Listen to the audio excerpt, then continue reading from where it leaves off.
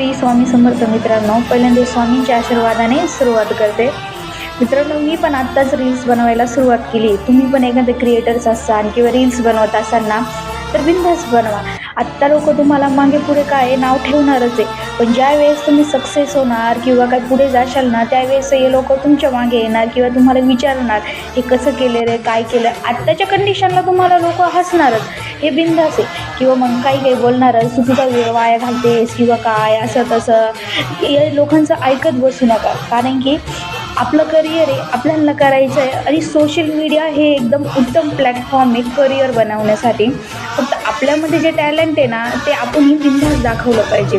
नाही की मग नाही बुवा कोण काय बोलेल किंवा कोणी हसेल का, ह्या दृष्टिकोनाने आपण बघितलं नाही पाहिजेत. कारण की लोक आपण सक्सेस झालो तरी हसणारच आहे आणि नाही सक्सेस झालो तरी हसणारच आहे. त्याच्यामुळे